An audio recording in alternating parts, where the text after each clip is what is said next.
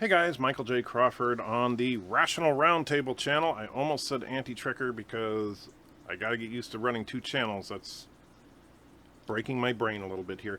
But today I want to talk briefly about education. Specifically, me and the missus were sitting down watching this last weekend's episode of Saturday Night Live, which was hosted by Chance the Rapper. And at the beginning of the episode, Chance expressed his support for the teachers' strike going on in Chicago.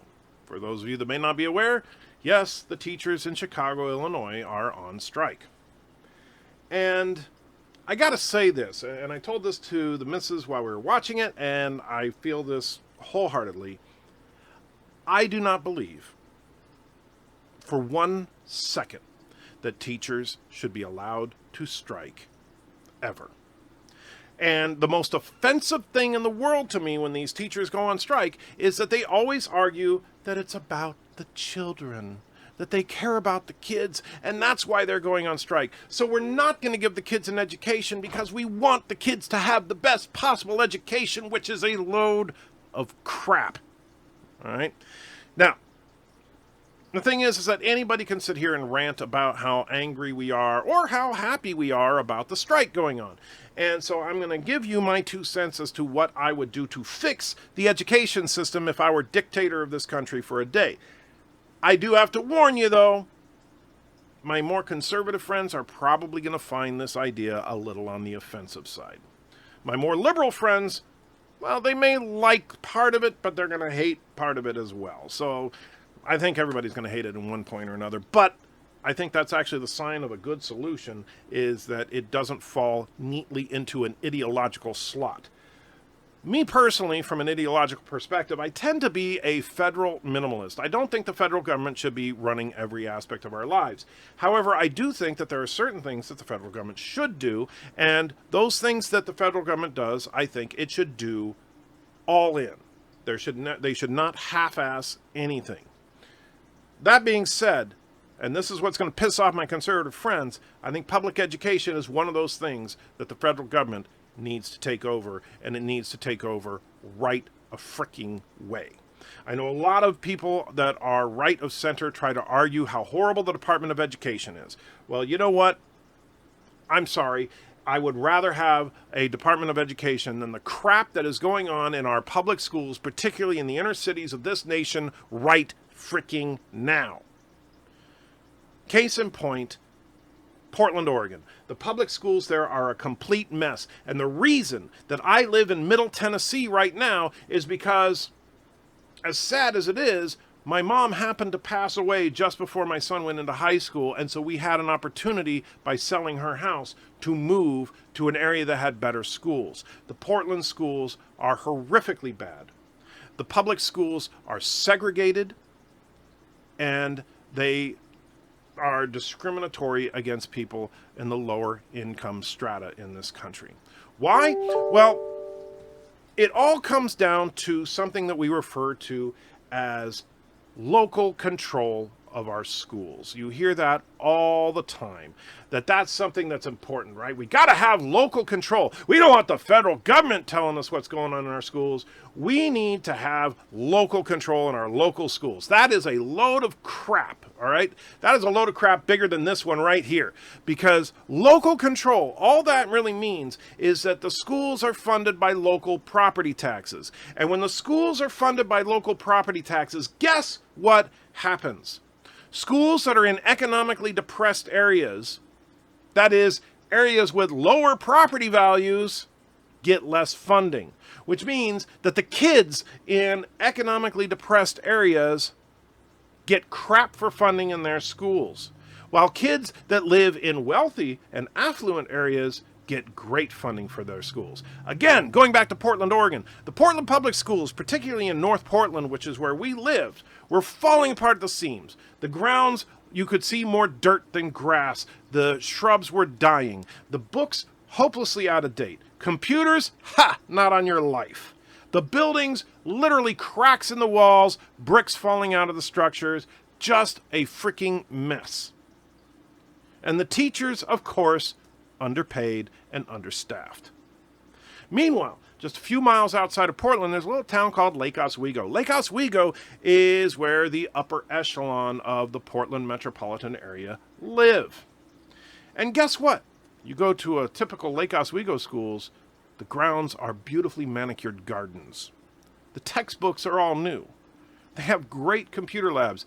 And guess what? Teachers are not only paid more, but there's more of them per student. The teachers have assistants. They have a full staff at the school.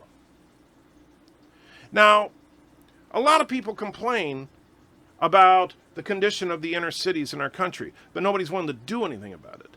And the problem is that the number one thing that is destroying inner city youths in this country is a lack of good education.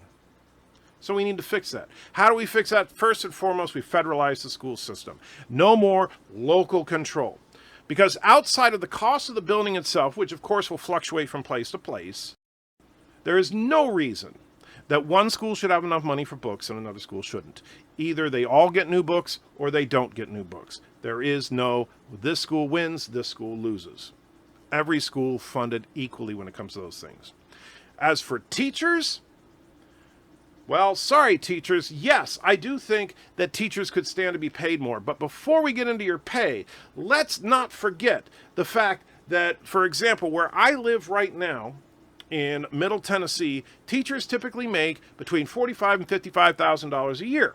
Now, $45,000 to $55,000 a year in this area is a good living wage. It's actually not bad. You can maintain a household at that income level. Are you rich? No. But are you poor? Nope. And guess what?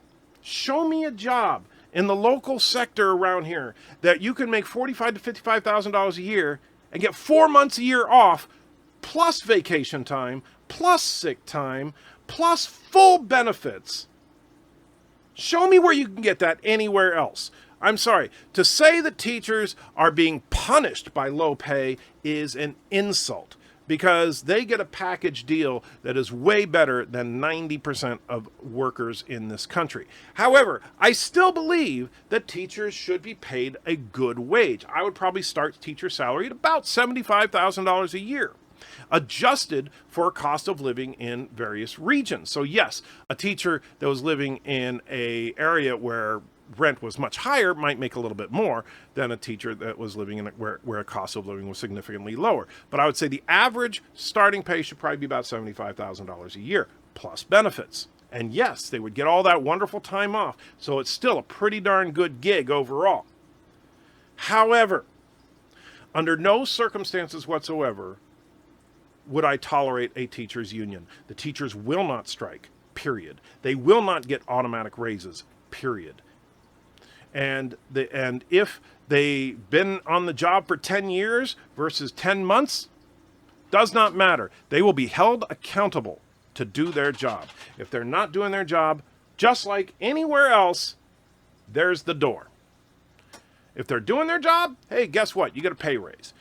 And yes, that means that principals and vice principals are going to have to spend more time evaluating their teachers and keeping an eye on things to make sure that their teachers are doing their frickin' jobs. But that's their job. The job of the principals and vice principals isn't just to be the guy that yells at the kids that get in trouble. It's to hold their teachers accountable. They are the teacher's boss, or at least they should be. But right now, the teachers don't get held accountable by anything. Once you achieve a class called tenure, you literally cannot be fired in most districts in this country. That is wrong.